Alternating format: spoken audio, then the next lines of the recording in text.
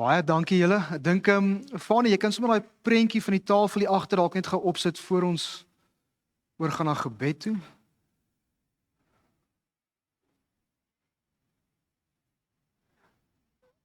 Julle sal nou van volgende week af beter kan sien hoe dit lyk as die nagmaalstafel nou hierso weggevat is. Maar hierso is 'n tafel gedek meer hoe dit in vandag se tyd hardloop. Julle sal sien hier's klomp goeters. Hier's storieboeke, hier's penne, hier's speelgoed, hier's 'n lekker ketty. Iemand het onthou, ek het my verkykers verloor, nou sien ek hulle het gebring. Boeke en alles en goed en dit, maar dit is en sakrekenaar, huiswerk en goeters en nuwe tegnologie. En dis eintlik hoe ons tafels lyk vandag, nê. Dis so besig met hierdie warboel van besige lewens en gejaagde lewens die hele tyd. En daai tafel simboliseer iets van dit. Deur hierdie preekreeks waarmee ons besig gaan wees, wil ons graag vir julle 'n bietjie iets leer weer om daai tafel weer eintlik 'n heilige voorwerp te maak. By die huis, by die kerk, by die gemeenskap. En julle sal sien as julle oplet elke Sondag soos ons nou aangaan, sal die tafel al hoe leer word van al hierdie warboel wat ons lewens so besig hou elke dag. So hou maar net dit in gedagte. Kom ons sit so dan bid ons saam. Here, wat 'n wonderlike voorreg het ons om ook vandag by mekaar te kan kom. Here, om U naam groot te kom maak, U te loof en te prys, Here, U te aanbid as die enigste lewende God. Here, laas naweek het ons die voorreg gehad om Paasfees te kon vier.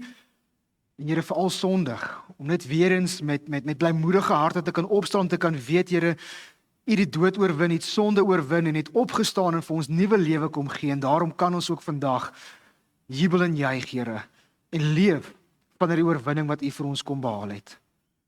Here, soos ons nou gesien het met hierdie tafel wat so besig is, en oorlaai is met klomp dinge, is ons lewens ook juis dit, Here. Ons is besig en ons is gejaagd.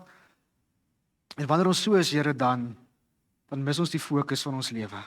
Ons mis, Here, dat U die sentrale punt moet wees, waarop ons elke dag moet fokus, en dan raak ons moeg, en ons raak uitgeput en afgemat, en ons gee onsself oor aan stres en spanning in die lewe, Here, en ons vergeet om op U te fokus.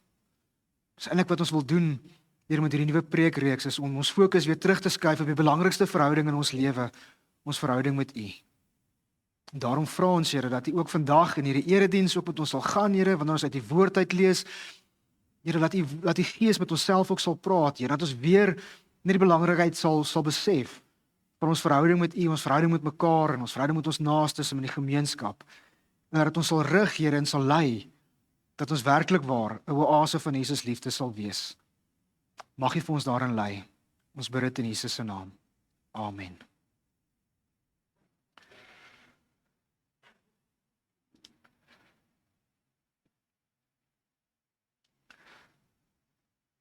So, soos julle gehoor het, ons begin hierdie kwartaal of die volgende paar sondae te preek oor aan tafel saam met Jesus.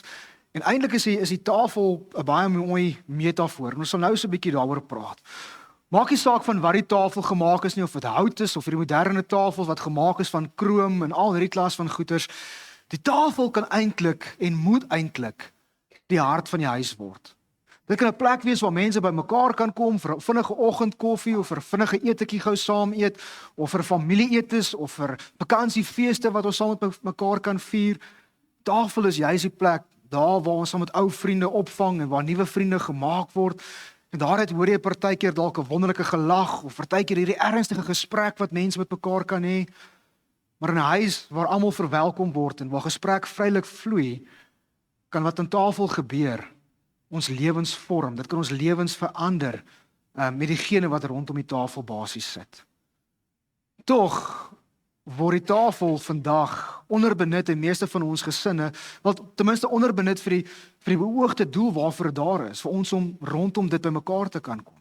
Ons tafels is gedek en is besig met al hierdie warboel van die lewe, die moderne lewe, en die oppervlaktes wat gevul is met papierwerk en al hierdie klas van dinge. En niemand in die gesin doen moeite om die tafel eintlik skoon te maak nie, want ons eet nie meer saam met mekaar aan die tafel nie. En as ons wel saam eet, dan is dit gewoonlik voor 'n skerm wat ons saam eet. Natuurlik gaan dit nie regtig oor die fisiese tafel nie, maar wat die tyd rondom die tafel vir ons verteenwoordig.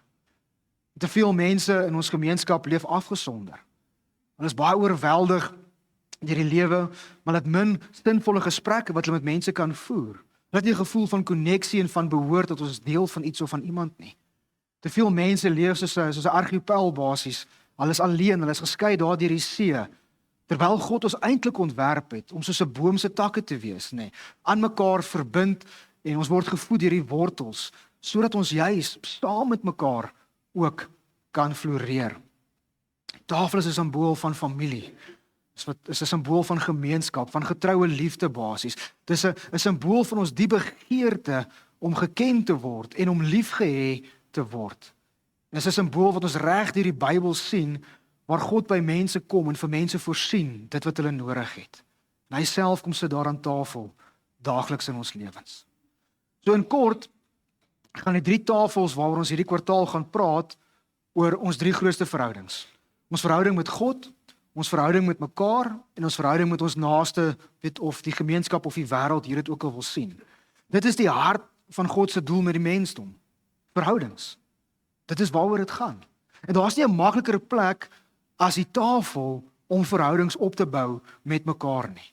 So die tafel moet dus eintlik as 'n heilige voorwerp beskou word in elke huis, elke kerk, elke gemeenskap. Want die tafel is waar ons identiteit gebore word. Dis ook die plek waar ons die verhaal van ons lewe vertel, die verhaal van ons lewe herdenk en waar dit ook uitgeleef kan word. Onthou, ons as mens is bedraad vir stories, nê? Ons leef vir verhale, vir stories. So ons stories word want ons leef ons lewensverhaal daagliks uit. So ons families, ons gesinne word gedefinieer basies deur die verhale wat ons leef. Die verhale van ons familie wat ons oor en oor en oor vir mekaar vertel. Maar die Christenfamilie, die geloofsfamilie, ons word gedefinieer deur die verhaal van Jesus Christus. En hoe ons oor hom praat. En eintlik ons verhouding met God reg deur die geskiedenis, nê. Die hele mensdom se verhouding met God basies. So ons leer nie net hierdie verhaal ken nie, ons self word ook deel van hierdie verhaal van Jesus. Ons is deel van sy familie. En hierdie verhaal van ons identiteit as 'n geloofsfamilie, dit word herlei deur die verhale wat ons vir onsself vertel, wat ons vir ons kinders vertel, wat ons vir ons kleinkinders vertel van generasie na generasie rondom die tafel. Maar ons lewensverhaal is ook ons getuienis. Dit wat ons vir die wêreld daar buite gaan vertel. So verhale vorm ons identiteit as individue, maar ook as mense. So die verhaal van die Christendom is nie ontwikkel of het ontstaan op preekstoele of op altare of in boeke nie.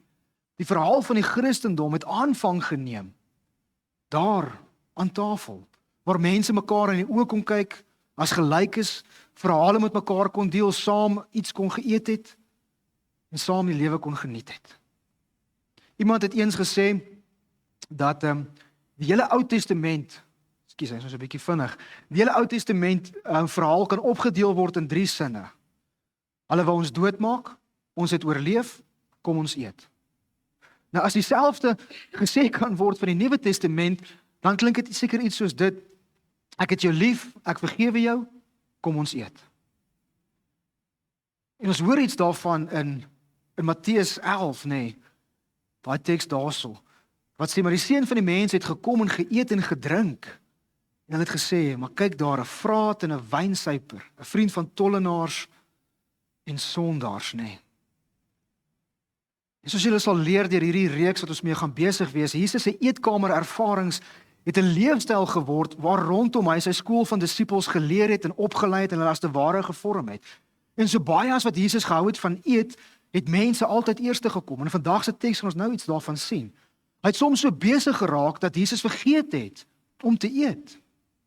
Maar hoe dit ook al sy, Jesus was vermoor as gevolg van sy tafelpraatjies en sy tafelmaniere. Die stories wat hy vertel het en die mense saam met wie hy geëet het, dit was onaanvaarbaar gewees vir die tyd waarin hy geleef het. Onaanvaarbaar gewees vir die godsdienstiges.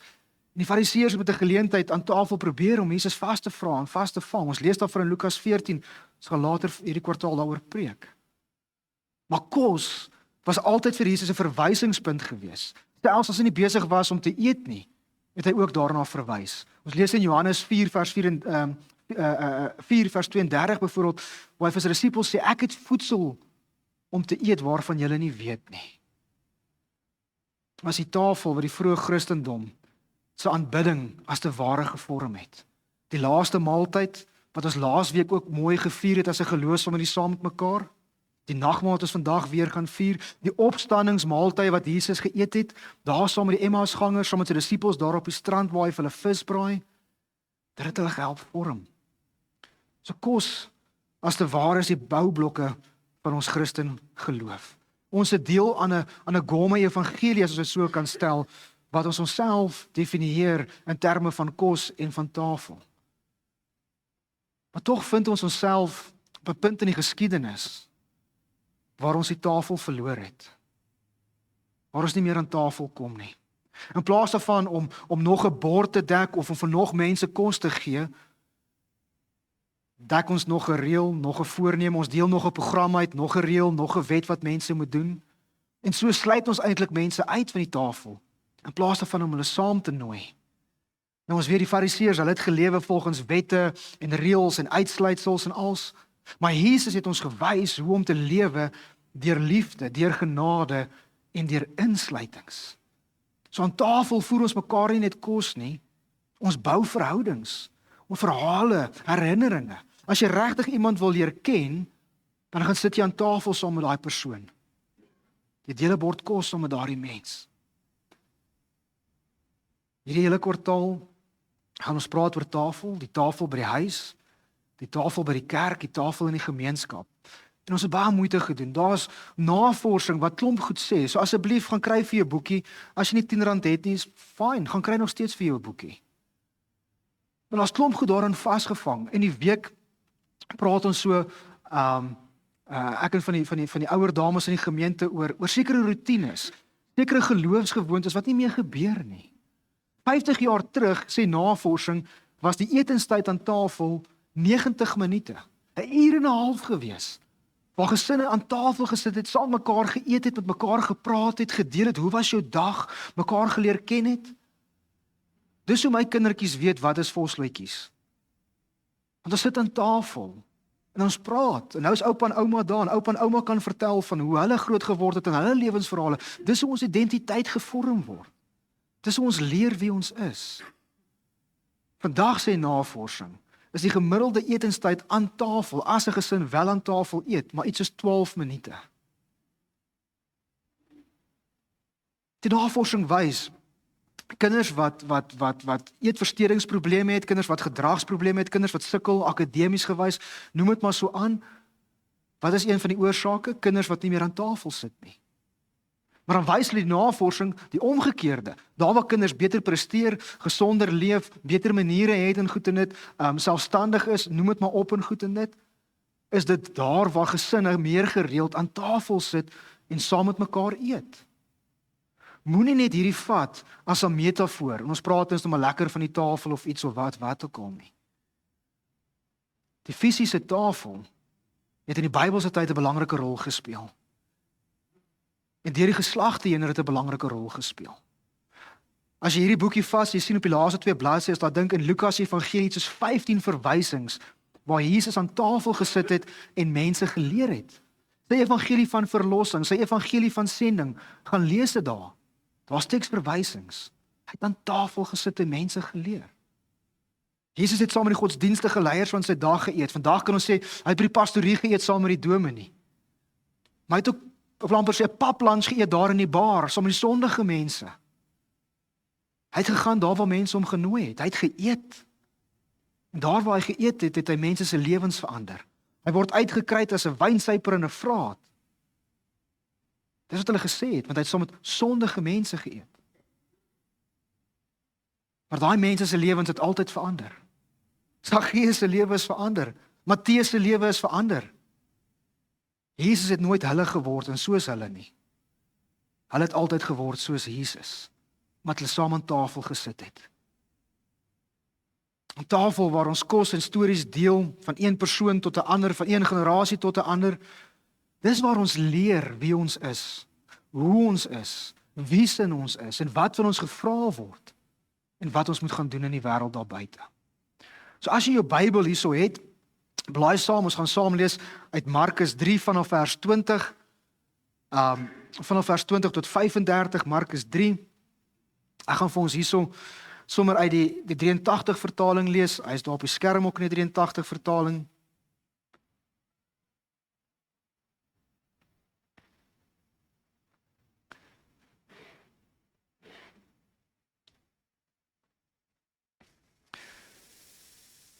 Die 2020 vertaling sê die opskrif Jesus en Beelzebul.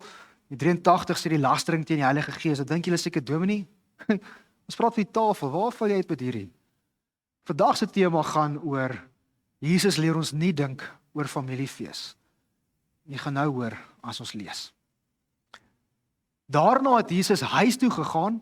'n Menigte mense het weer saamgedrom sodat daar selfs nie geleentheid was om 'n stukkie te eet nie. Ons het nou daar verwys, nê. Jesus so besig geraak, nie tyd gehad om te eet nie, nê. Mense eerste prioriteit vir hom gewees.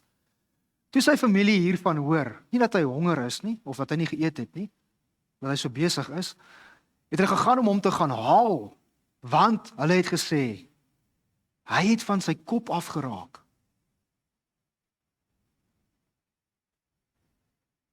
Die skrifgeleerders wat van Jerusalem afgekom het, het gesê hy is van Beelzebul besete. En dis met die hulp van die aanvoerder van die bose geeste dat hy bose geeste uitdrywe. Jesus het hulle nader geroep en hulle met voorbeelde geantwoord. Hoe kan die Satan uitdrywe?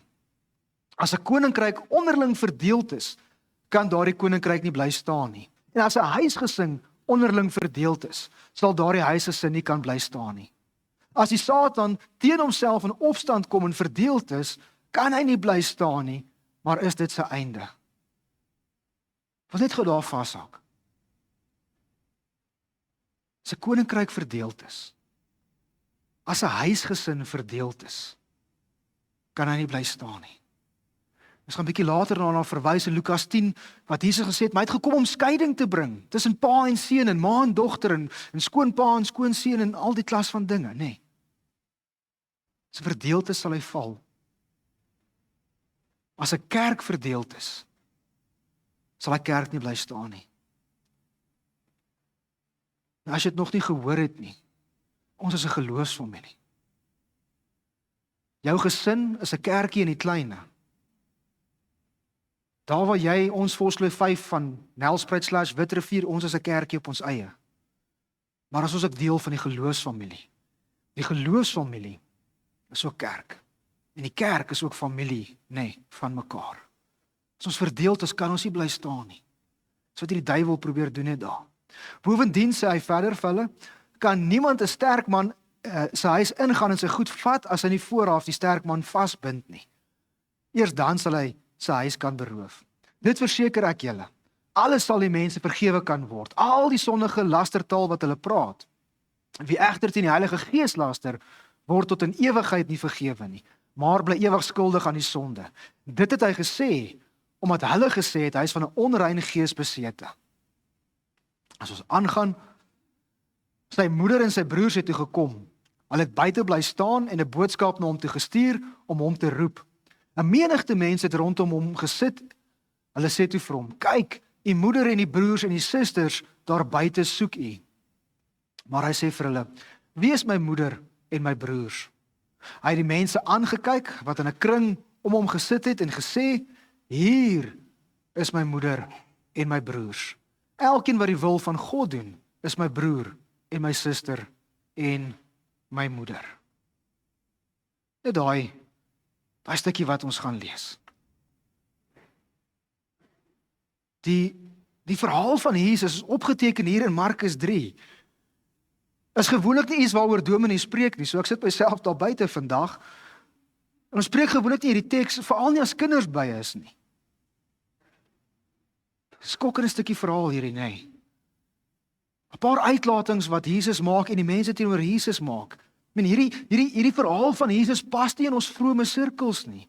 Jesus pas beter in ons makliker en meer eenvoudiger bekende liturgie van ons eredienste, ons mooi uitgewerkte preke en liedjies wat ons sing, eerder as wat ons van hom hier lees in Markus 3. En as jy dit nie gehoor het nie, kom ek skokkie net gou weer, vers 20 tot 21. Hy het van sy kop afgeraak. Sy familie het hom wegkom vat, of wou hom probeer kom wegvat, want hulle het gesê, Jesus het van sy kop afgeraak. Het jy al ooit hierdie teks raak gelees? Wie het al hierdie teks raak gelees? OK, wonderlik. Daar is hy. Ons familielede ken ons baie goed, nê? Hulle is die mense wat ons die beste ken. Hulle is gewoonlik ons grootste ondersteuners en ons grootste bewonderaars. So is nogal skokkend as ons lees dat Jesus se familie het gedink hy het van sy kop afgeraak. Hy het mal geword. So is moontlik dat Jesus se 4 broers gestuur was om hom huis toe te bring. Nou as jy deel is van ons EE in die Bybelskool op Woensdae, dan sal jy mooi die konteks verstaan van die Bybelse tyd, van die groot dinge wat hulle gepraat het, van eer en van skaamte, van rein en van onrein. Maar eer en skaamte was soos die groot rykdom gewees. Maar nou doen Jesus goeders wat vir sy familie skaamte bring, skande op hulle naam bring. En daai tyd het hulle goeders gehad soos eerbare moorde, honorable killings het hulle genoem. As jy so groot skande of skaamte bring oor jou gesin se naam, jou familie se naam, en die gemeenskap waarin jy was, kon hulle jou doodmaak. Gaan kyk maar na die gelykenis van die verlore seun daar in Lukas 15. Daai goed wat daai ouetjie gedoen het. Een van die redes hoekom sy pa na hom toe hardloop, was nie net omdat hy bly was om hom te sien, maar ook om hom te red. Want as die dorpsmense hom eers gekry en dan kon hulle hom doodmaak volgens hulle Joodse wet. Oor die groot skande wat hy gebring het oor hierdie pa. So sy familie kom en hulle wil hom wegvat. Want Jesus is besig om skande te bring. Wat gaan die mense sê as hy so aanhou? Met al die wondertekens wat hy doen, al die radikale verklaringe wat Jesus gemaak het, het hy 'n verleentheid vir sy familie geword. Wat sal die mense sê as hy so aangaan? Hoe gaan die godsdienstige leiers teenoor hom optree as hulle moet uitvind? En dis waarom sy familie hom wou wegneem. Hulle wou hom vinnig en onopmerklik van die toneel af wegkry. Want daar in Kapernaum, waar hy begin het om wonders te doen, daardie mense begin te veel praat oor hierdie radikale dinge wat hy gedoen het. Maar tog het Jesus geweier om weggeneem te word. En dan, daar uit Jerusalem uit, die Sanhedrin, dan stuur hulle 'n spesiale groepietjie van die godsdienstige leiers van die Fariseërs uit om ondersoek te kom instel oor hierdie Jesus. En hierdie Fariseërs, hulle was die experts gewees op die wet en die skrif. So verseker sal hulle mos geweet het as Jesus iets verkeerd gesê het, of as daar iets verkeerd was met hierdie Jesus en wat hy doen en sy leerstellings wat hy leer. So hulle sou inderdaad kon sê, is Jesus die Messias, of wie hulle so lank gewag het, want hulle het die nodige geloofonderskeidende vermoë om dit te kon vasstel. En wat sê hulle? Wat is hulle expert opinie oor Jesus? Ek gaan nou die hele vers 22 tot 30 weer lees en goed, en Messias van Beelzebul gepla, dis met die hulp van onrein geeste dat hy dit doen. Die Satan se werk sê hulle som dit mooi op in die laaste vers van vers 30 gesê is van 'n onrein gees besete. Die dominees van Jesus se dag sê is van 'n onrein gees besete. Dit is hulle expert opinie.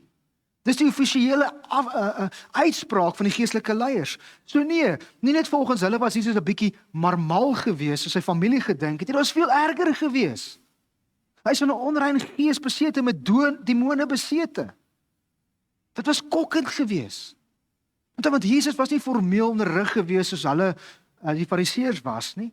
En omdat hy so baie onverwagse dinge gesê het, sulke radikale dinge gedoen het, het sy leerstellings volgens hulle net een ding beteken. Hy kry sy mag, sy krag, kry van die duiwel af.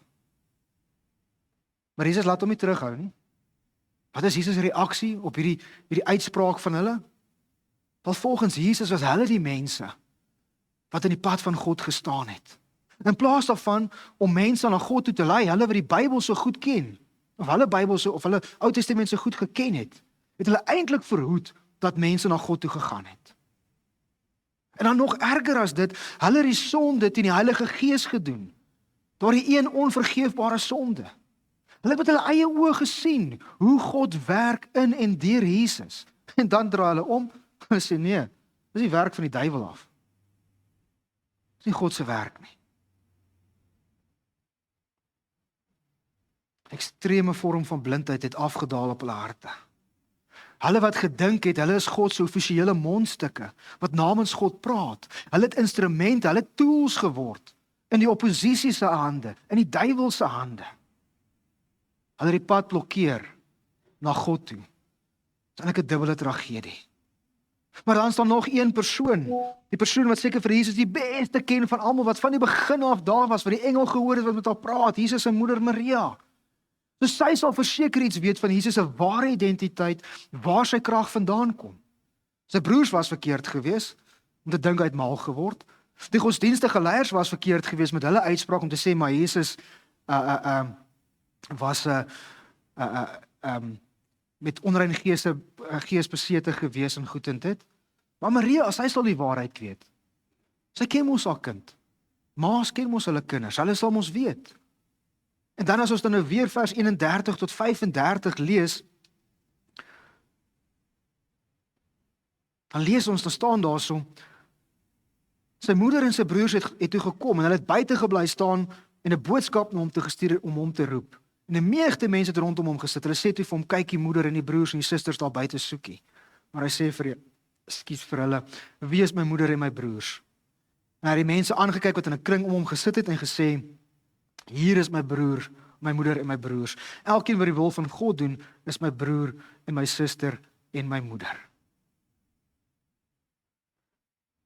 So toe Jesus se broers onsuksesvol was, het hulle vir Maria geroep, sy ma. Maar toe sy kom, was daar so baie mense rondom hom, dat sy nie by Jesus kan uitkom nie. So toe roep hulle vir Jesus na haar toe. En dan wat doen Jesus in hierdie Markus 3? Hey, julle moet hierdie teks lees van die begin af. Hy is daar kwaad, sy ou se hand moet genees. Dit is eintlik so heeltyd 'n skokkende teks wat ons in Markus 3 vind oor Jesus en die goed wat hy sê en die goed wat hy doen. Dan maak hy weer 'n skokkende verklaring. Hy sê sy biologiese familie is nie sy regte familie nie. Hy sê nee. Sy ware familie was die mense wat God se wil gedoen het. Nou vra jy my Gerrit, wat is God se wil? Is eenvoudig. Wat is die grootste gebod? Jy moet die Here jou God lief hê met alles, nê? Jou naaste soos jouself. Dis God se wil. Dat ons in liefde sal leef teenoor hom en vir hom en met hom, maar ook teenoor mekaar. Dis sy wil. Want as jy lief is vir God, dan is jy lief vir jou naaste, vir die mense wat die Here op jou pad stuur. Jy's lief vir jou geloofsfamilie. Jy's lief vir die mense daar buite. Hoekom? Want God is jou eerste liefde. Dan is ons besig om God se wil uit te leef. Dan is daar nie woede of haat of jaloesie of wat ook al in ons pad staan teenoor mense nie. Dan is ons besig om die Here se wil uit te leef. En daarom sit ons vandag hier. Ons is mekaar se boeties en sissies. Nou praat ons nie van die ou tradisionele manier, ons spreek mekaar aan as broer en suster nie. Ons is regtig boeties en sissies van mekaar. Ons is regtig broers en susters. Want ons is lief vir die Here en ons is lief vir mekaar. En dis wat die Here van ons vra. En soos ons besig om sy wil uit te leef, daarom staan daar op die hek van hierdie gemeente 'n oase van Jesus liefde. Nie 'n oase van Gerrit liefde of van Alisna liefde of van Marcel liefde of wie se liefde ook al nie. Jesus se liefde. Sy soort liefde. En as ons met dit besig is ons besig met die wil van die Here. En dan kan ons mekaar noem boetie en sussie, broer en suster. So daar was inderdaad 'n nuwe soort verwantskap in God se familie. Ons wat verbind is in Jesus Christus. En Jesus staan nie vir blindelingse tradisionele familiewaardes nie. Om te sê dat biologiese familie minder is as jou geestelike familie. Dit was 'n skokkende verklaring wat ons tot vandag toe nog steeds nie regtig baie mooi eintlik verstaan nie. Ons wil dit eintlik nie hoor nie, nê. Soortgelyks daai verklaring in Lukas 10 wat ek nou verwys het, wat hy gesê het, maar hy kom om skeiding te bring tussen pa en seun en ma en dogter en so gaan hy aan. Of wanneer die man wat Jesus roep en sê maar volg, hy sê maar ek wil eers my pa gaan begrawe, en sê maar in die toekoms sal die dooies hulle eie begrawe, dood sal die dooies begrawe. So Jesus het nuwe beginsels geldig gemaak. En ons het laas kwartaal gepreek heeltyd oor die bergprediking. Wat hy heeltyd vir ons kom wys hierdie onderste bo koninkryk. Want wat dit eintlik beteken om te leef soos wat hy van ons vra. So nee. Hy is nie teen biologiese families per se nie. Ek sê nie weet jou familie nou wegjaag nie, dis nie wat ek sê nie. Maar die nuwe koninkryk van God, dit gaan nou oor God se nuwe familie, oor die volgelinge van Jesus op aarde. Maar dit alles kom nuut maak, 'n nuwe manier van lewe, 'n nuwe manier om tot God te nader en tot sy familie te word. Ons is nou koningskinders. Kyk gou so na die persoon langs jou. Dan sê jy vir daai persoon, jy's 'n koningskind. Jy's 'n prins of 'n prinses. Man sê nou vir jou vrou, prinses, moet nou nie vir haar sê sy's 'n prins nie. Wat is wie ons is? Ons is koningskinders. Dis wat Jesus vir ons kom bewerkstellig het. So dit vra van ons 'n nuwe manier om te leef. Ons het laas naweek die Paasfees gevier, ons het gesê dis volbring, die oorwinning is behaal, ons hoef nie meer ons sondige natuur vas te hou nie. Ons leef nou as familie saam met mekaar en met mekaar. Maar hierdie nuwe weg wat Jesus kom bewerkstellig het, dis nie maklik nie. Die prys om God te volg op Jesus se terme is altyd 'n kruis. Onthou dit. Dit ontwerp sy nuwe familie of onderwerp sy nuwe familielede tot 'n nuwe soort van verwerping wat Jesus self ontvang het. Die wêreld gaan ook nie altyd van jou hou as jou hart klop soos Jesus se nie. Maar ten minste weet jy is op die regte pad, daai nou pad wat ons van gepraat het laas kwartaal. So Jesus het die hele wêreld onderste bo van binne na buite kom omkeer om sy kop gedraai. Vanaf sy geboorte was hy in teenstelling gewees. Hy het heeltyd stroom opgegaan. Hy het nooit die maklike pad gevat nie. Die rol van die klassieke Messiasbeeld was nooit bedoel vir Jesus nie. Hy het nooit in dit gepas nie. As hy die oorwinnende koning was, wat die Romeine se kettinge kom afbreek het, goed, dan sou die mense, ons eie mense, hom nie kom vermoor het nie. Maar soos altyd was Jesus teenstrydig 'n paradoksale leier gewees. In plaas daarvan dat die magte van die geskiedenis hom laat beheer het hy die magte van geskiedenis beheer. Hy het die pas gestel. Hy homself het 'n nuwe historiese teks geskryf. Hy het 'n lewe geleef van omgekeerde rolle. Hy het nie gekies om dit as prins te doen nie. Hy het net gekom doeteenvoudig as homself, sonder enige vermomming. Slaweklere kom aantrek en ons kom dien. Hy is die seun van die Vader. En hy het ons die Vader se hart kom wys. Dis waarom hy nie gekleed was as 'n tipiese leier vandag of een of ander superheld of 'n cartoonhero of wat ook al nie. In nederigheid hy gekom met omgee, gemeenskap, loyaliteit en opregtheid en vriendelikheid en genade en wysheid het Jesus kom personifieer die hart van die Vader se koninkryk. Deur dit te lewe, deur dit te praat, deur dit te preek, die taal van God se liefde. En daarom het ons vandag 'n nuwe kultuur. Ons het 'n nuwe taal, 'n nuwe familie, 'n nuwe manier van hoe om te kan leef. Toe Jesus 5000 mense gevoer het al daardie mense deel geword van sy familie. Toe Jesus na sy opstanding daar in Emmaus, saam met die Emmausgangers geëet het, saam met Kleopas hulle deel van geword van sy familie. Daar toe hy in Johannes 21 vir Petrus sy nuwe opdrag gegee, toe hy vir hulle vis gebraai het daar op die strand, daar het hulle deel geword van sy nuwe familie. Jesus het die Pasga, die nagmaal ons laasweek gevier het hy nie saam met sy biologiese familie gevier nie, maar saam met sy nuwe familie, sy volgelinge. Toe Jesus gesê het, gebruik dit tot my gedagtenis, het hy op 'n manier gesê, gebruik die tafel tot my gedagtenis. Wie ook al die tafel gebruik, daar waar die Jesus storie herdenk word, is deel van God se familie. Of jy tuis is en of jy by die kerk is en of jy die gemeenskap is, die tafel wat jy dek, definieer jou familie-identiteit, solank as wat Jesus daar teenwoordig is. So die tafel is eintlik 'n plek van intimiteit. En die wat fees vier aan Jesus se tafel word op 'n nuwe manier familie van mekaar. 'n Manier wat verdeeldheid, mure, grense, bloedlyne uitwis. En volgens Jesus is dit nie die huis wat die tafel definieer nie, maar die tafel wat die huis definieer. In kort, die tafel gaan oor ons verhouding met God, ons verhouding met mekaar, ons verhouding in die gemeenskap. Ons is nie Sondag Christene nie. Ons kan nie net vandag kerk wees, of net vandag Jesus volg nie. Daarom praat ons met hierdie metafoor van tafel. Van daar waar jy jouself bevind, daar moet jy volgeling wees. Daar moet jy Christen wees. As dit vandag hier by die kerk is, wonderlik. Maar as jy vandag hier uitstap en daai kerkdeure word toegemaak, is die kerk nie toe nie. Die kerk leef voort in jou, daar waar jy jouself bevind. Daar waar jy vandag aan tafel gaan sit saam met jou familie en jou vriende, of waar jy dalk by die spur gaan sit, of waar ook al vandag in die gemeenskap. Hierdie week as jy gaan werk, volgende week as jy terug is by die skool, moet jy steeds daar 'n Christen gaan wees. En dis wat die tafel ons eintlik herinner. Dis of alles, of niks vir die Here. So elke keer as jy 'n tafel sien, mag dit jou help onthou. Ek is nou by die huis, ek is ook nou 'n Christen.